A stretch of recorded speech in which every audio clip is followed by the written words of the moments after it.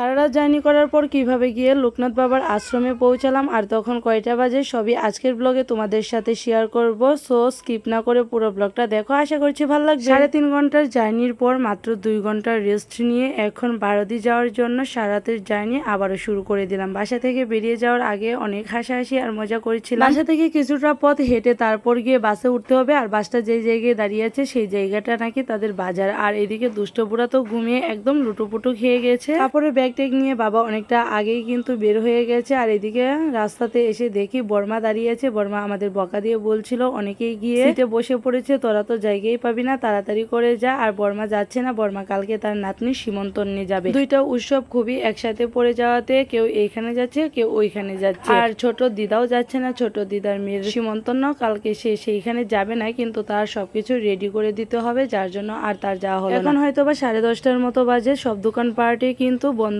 করে দিয়েছে। আর এইদিকে এত পরিমাণে অন্ধকার ছিল, রাত্র করে কিছুই দেখাতে পারছিলাম না তোমাদেরকে। তারপরও ফোনের ফ্ল্যাশ জ্বালিয়ে আমি চারপাশে ভিউগুলো একটু একটু করে ভিডিও করে নিচ্ছিলাম। দেখো আমরা কিন্তু বাসের খুব কাছে চলে এসেছি, বাসটা ওই যে দাঁড়িয়ে আছে। মাঝে মাঝে এই সমস্ত ভিডিও করতে আমার একটু লজ্জাবোধ হয়, কারণ নতুন জায়গায় নতুন ভাবে লোকজন দেখছে, হয়তোবা ভাবে বউটা শুধু ফোন নিয়ে ঘাটাঘাটি করে, কি শুধু ভিডিও করে। আর অন্যরা তো যেরকম জানে, ধরো আমার কাকারা দিদারা তারা কিন্তু জানে আমি এরকম ব্লগ ভিডিও বানাই, তারা আমার ব্লগ টক দেখে আর অনেক কথাবার্তা বলে এই সম্বন্ধে, তাদের নাকি খুব ভালো লাগে। যারা জানে তাদের সামনে আমার এই সমস্ত ভিডিও বানাতে কিন্তু কখনো ইতস্ত বোধ হয় না। আমরা কিন্তু বাসের কাছে এসে বাসের ভিতরেও বসে পড়েছি। আমাদের সিটটা ছিল মাঝামাঝির সাইজে, একদম পিছনেও না আর একদম সামনেও না। তারপর এসে ভিতরে সবাইকে একটু একটু করে ভিডিও করে নিচ্ছিলাম। কতজন যাবে সেই সম্পর্কে তো আর আমার জানা ছিল না। মোটামুটি ভাবে অনেক মানুষই এইখানে চলে এসেছে, আর যারা এসেছে সবই কিন্তু রিলেটিভ ছিল। এই দেখো পুচকুটা কিভাবে ঘুমিয়ে রয়েছে। পুচকুরি মুখে প্রসাদ দেওয়ার জন্য কিন্তু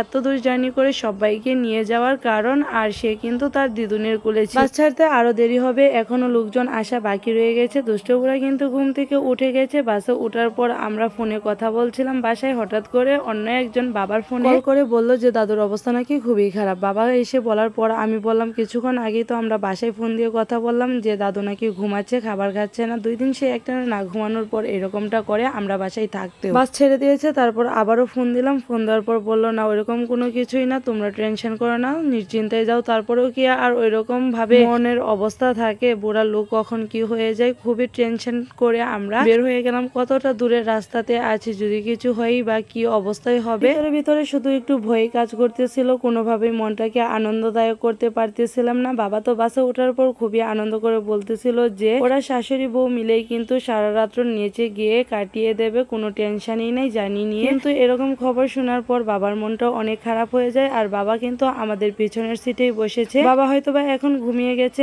আমরাও এইদিকে যে বিনোদন চলছিল সেইগুলো দেখছিলাম, কিন্তু মনে কোথাও আনন্দ একটু ফোটাও খুঁজে পাচ্ছিলাম না। বাস ছাড়ার পরপরই যা ক্লিপ নিয়েছি, তারপর কিন্তু আর কোনো ক্লিপ নেওয়া হয়নি। পুরো রাস্তায় মোটামুটি ঘুমিয়ে ঘুমিয়ে গিয়েছিলাম। আর হঠাৎ করে যখন গাড়ি থামে তখন এত পরিমাণে গরম লাগে কি বলবো যে ভাই। টাঙ্গাইল থেকে ঢাকার ভিতরে ঢোকার রাস্তা পুরোটাই কিন্তু অনেক ভালো ছিল, তারপর যে এত পরিমাণে ভাঙা ছিল নারায়ণগঞ্জের রাস্তা তা বলে বোঝানোর মতো না। আর আমি না এত পরিমাণে হয়ে গেছিলাম যে কোনোভাবে রাস্তাগুলো চিনতে পারতেছিলাম। তখন মনে হলো আমি মেবি টাঙ্গাইল থেকে বের হওয়ার পর ঘুমিয়ে গিয়েছিলাম। আবার যখন নারায়ণগঞ্জ গিয়ে গাড়ি পৌঁছাই তখন সজাগ হয়েছিল। রাতের বেলা জার্নি করলে রাস্তাগুলো এমনিতেও একটু উলট পালট মনে হয়। আর সারাদিন জার্নি করার শরীর ছিল, ঘুমিয়ে গিয়েছিলাম প্রায় বেশিরভাগ সময় বলতে পারো। যখনই থেমেছে গাড়িটাও তখনই গরম লেগেছে, আর একটু একটু করে সজাগ হয়েছি। তাও বললাম না যে নারায়ণগঞ্জ আসার পরে আমি সজাগ পেয়েছি। আর নারায়ণগঞ্জের রাস্তাগুলো চিনবই কি করে, এর আগে তো আর আমি এইগুলো রাস্তা দিয়ে কখনো চলাফেরা করিনি। ঢাকা পর্যন্ত আমাদের চলাফেরা করা হয়েছে, কিন্তু তারপর আর কোনো রকম চলাফেরা করা হয়নি ওই নারায়ণগঞ্জের সাইড দিক দিয়ে। এই প্রথমবারে এই সমস্ত রাস্তা দিয়ে জার্নি করা হয়েছে নারায়ণগঞ্জের। আমাদের বাস কিন্তু এসে আমাদের গন্তব্যস্থলে পৌঁছে গেছে। তখন ভোর 3:30 বাজে, আর আমরা 3:30 সময় এসে যখন বাস দাঁড়িয়েছে তার আগে কিন্তু অনেক বাস এসে দাঁড়িয়ে গেছে। তোমাদেরকে আগে আমি ভিডিও করে দেখিয়ে দিয়েছি। আমাদের বাস এসে থামার পর দেখতেছিলাম জানলা দিয়ে আরো অনেক বাস এসে ভিতরে ঢুকছিল,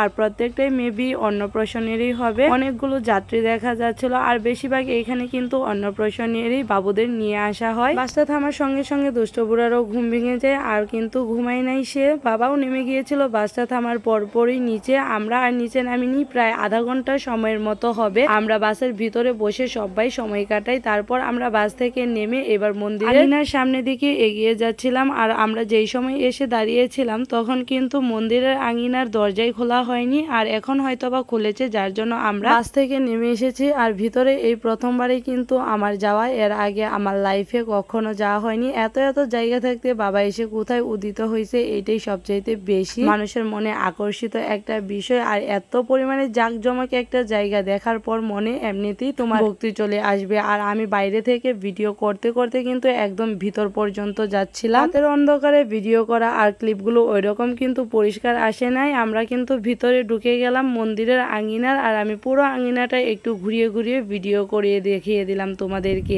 এই প্রথমবার আমার লাইফে আসা। অনেকে বলে যে আমি 4বার 5বার করে গিয়েছি, কিন্তু আমি আমার 22 বছর বয়সে এই প্রথমবার সেইখানে গিয়েছি বাবাকে দর্শন করার জন্য। এর জন্য আরো আমার বেশি এক্সাইটেড কাজ করেছিল যে আমি ওইখানে যাব, যেহেতু এখন সময়ের সুযোগ দুইটাই মিলে গেছে। যদিও কষ্ট হয়, সমস্যা নাই, কষ্ট করেই তো যে কোনো ভালো জায়গা আর ভালো জিনিসের দর্শন করতে হয়। রাতের অন্ধকার বলছিলাম না, যার জন্য ভিডিওগুলো সেই রকম সুন্দর দেখাচ্ছিল না। তারপরেও দেখো কত মানুষ এই রাতের বেলাতে এসে কিন্তু ভিতরের আঙ্গিনায় ঢুকে গেছে। আর আমাদের আগে এত পরিমাণে মানুষ এসেছে, ভিতরে ঢুকে তো দেখে আমি পুরোই অবাক হয়ে যাই। আমার মা বলতেছিল যে তোমরাই হয়তো বা প্রথম গিয়ে ঢুকবে। মার সাথে যখন ফোনে কথা বলতেছিলাম, মা তো এর আগে এসেছিল আমার মামাতো ভাইকে নিয়ে এইখানে মুখে বাদ দিতে। অনেক কিছুই আমাকে বলছিল যে এইভাবে এইভাবে এইখানে ওইখানে এইটা সেইটা, তার জন্য কিন্তু সবকিছুই আমার কাছে একদম ক্লিয়ার মনে হচ্ছিল। আর মনে হচ্ছিল আমি আরো আগে এসেছি এই জায়গাতে, আর খুবই পরিচিত। কারণ এই যে মার মুখে যে শোনা, আর এদিকে কিন্তু দেখো ভোলানাথ বাবা জলের উপরে বসে তপস্যা করছিল, সেইটুকু তোমাদেরকে একটু ভিডিও করে দেখিয়ে দিলাম। আমরা ওই সাইড দিয়ে যেতে চাচ্ছিলাম, তারপর আবার ঘুরে এই সাইডে আসলাম। বাবা দেখো একটা পুটলা যে নিয়েছে, আর ওইরকম ভাবে কাপড় চাপড় আমরা কিন্তু চেঞ্জ করি নাই, কারণ রাত্রেবেলা কে দেখবে কার পরিস্থিতি, কোন রকম ভাবে একটু গিয়ে পৌঁছানোই হলো কথা, যার জন্য সাধারণ ভাবে আমরা কিন্তু এসে এইখানে পৌঁছে যাই। আগে তো আর আমি কখনো আসিনি, আর এত পরিমাণে মানুষ যে এত রাত্রেবেলাতেই থাকে সেইটা আমি দেখে তো পুরোই অবাক। আর ভোরের আলো ফুটলে এইখানে তাহলে কি পরিমাণে মানুষ হবে একটু এখনই ভেবে দেখা যায়। তারপর এইখানে আসার পর যা দেখলাম, সবাই যার যার মতো করে জায়গা দখল করে নিচ্ছে। কেউ হয়তো বা মাদুর বিছাচ্ছে, কেউ হয়তো বা বিছানার চাদর এনেছে, সেইগুলো ফ্লোরে বিছিয়ে যার যার মতো জায়গা নিয়ে গোল করে সব পুটলা পাটলির ভিতরে রেখে চারপাশে মানুষজন মিলে বসে পড়ছে। এইভাবে কিন্তু আমাদের পুটলা পাটলি রেখেও আমরা বসে পড়েছি। তারপর মা বলছিল যে ওয়াশরুমে যাবে, যার জন্য আমি আর মা মিলে এখন ওয়াশরুমে যাচ্ছিলাম। আর ভিডিও করতে করতেই কিন্তু আসছিলাম। দেখো কি পরিমাণে ভিড় রাত্রের বেলায় চারদিকে। আমি তো যত দেখছি আর যত ভিতর দিকে যাচ্ছি ততই অবাক হচ্ছিলাম। আমি যে ক্যামেরা অন করে যাচ্ছি, একটা ছেলে দেখে বলতেছিল ব্লগার ব্লগার। যাই হোক, এই সমস্ত বললেও কিন্তু নিজের মনে তৃপ্তি লাগে। যদি কখনো ব্লগার হতে পারি তো হলাম, না হলে তো নাই। যাওয়ার পর আর ওইরকম ডিটেলসে কোনো ভিডিও করলাম না, কারণ ওইখানে অবস্থা ওইরকম ভিডিও করার মতো ছিল না। হয়তো বা কেউ টয়লেটে যাচ্ছে আসছে, অনেকে আবার ওইদিকে ওয়াশরুমে ছিল স্নান করার জন্য, সেইখানে স্নান টান করে একদম ফ্রেশ হয়ে নিচ্ছিল। এত রাত্র করে কিন্তু সবার স্নান টান হয়ে যাচ্ছিল, গিয়ে যা দেখলাম আমি। আর অনেকে এরকম ভাবে স্নান করছে কি বলবো, একজনের উপরে গিয়ে হামুগুড়ি দিয়ে আরেকজন পড়ছে স্নান করার জন্য। আর ওয়াশরুম গুলো মোটামুটি বলতে পারো ক্লিন ছিল। এত পরিমাণে মানুষের ঢল ছিল সেইখানে, এত পরিষ্কার করেই বা কে রাখে। আস্তে আস্তে কিন্তু ভোরের আলো ফুটে উঠছিল। আমাদের বাসাতেই তো সাধারণত যদি কিছু মানুষ বেশি হয়ে যায়, তখনই দেখবে বাথরুম এই সমস্ত থেকে দুর্গন্ধ ছড়াতে থাকে। আর ওইখানে তো মানুষের সংখ্যা ছিল অগণিত। আমাদের সঙ্গে মুখে প্রসাদ দেওয়ার বাবু সহ কিন্তু 3টে বাবু গিয়েছিল। আর কাকি ফ্লাক্স ভরে গরম জল করে নিয়ে এসেছে দুষ্টপুরাকে খাবার খাইয়ে। আমরা এখন চলছি স্নান করার জন্য। এখানে আমার আর মার কাপড় নিয়ে এসেছে, সবাইকে দেখছিলাম। এই যে ভোলানাথ বসে আছে যে একটা পুকুরের মাঝে, ওই পুকুরটাতে স্নান করছিল। আমরা ওইখানেই স্নান করব। আর যে বাথরুম দেখাচ্ছিলাম তখন, সেই বাথরুম গুলোতে তখনই যে পরিমাণে ভিড় দেখেছে, আর এখন তো যে পরিমাণে মানুষের ঢল হচ্ছে, তাহলে আরো কি ভয়ঙ্কর অবস্থা। ওইখানে আর যাব না, ওইখানে চেপে চুপে পুকুরে স্নান করে চলে আসবো। ডুব দিয়ে একটু শরীরটা আরামও লাগবে। সারা রাত জার্নি করা আর ক্লান্ত শরীর ছিল, ডুবিয়ে ডাবিয়ে স্নান করলেও অনেকটাই আরাম লাগবে। এখন যে মন্দিরটা দেখতে পাচ্ছ, এটাই কিন্তু বাবা লোকনাথের আশ্রমের সবচাইতে মূল কেন্দ্রবিন্দু। এইখানেই বাবা লোকনাথের মন্দির প্রতিষ্ঠিত। তাছাড়া চারদিকে যা কিছু দেখছো বিল্ডিং ওইগুলো কিন্তু আমাদের মতো সাধারণ পাবলিকের ব্যবহারের জন্যই সবকিছু। তাছাড়া এইদিকে আর কোনো মন্দির নেই। সাইডে সাইডে আছে নাকি এখনো আমি জানি না, আছে মেবি শুনেছি। ওইদিকে গেলে তখন তোমাদেরকে আমি তা বলবো যে কোনটা মন্দির কোনটা কি সবকিছু ডিটেলস। পুকুরের জলটা দেখে মনে হচ্ছিল আমিও সবার মতো ঝাপাঝাপি করি, কিন্তু নামার পর বুঝতে পারছিলাম যে কি পরিমাণে ময়লা ছিল। জলটা কোথাও যাওয়ার মতো ব্যবস্থা ছিল না। এইখানেই সবাই সবার মতো স্নান করছে সাবান দিয়ে, সাবান ছাড়া। একটা রিচুয়াল আছে, যে বাবুর মুখে ভাত দেওয়া হবে সেই বাবুর মাথাটা নাইরা করে দিতে হয় এই সময়। এই যে এই রিচুয়ালটা এখানে বসে তারা সবাই পালন করেছিল।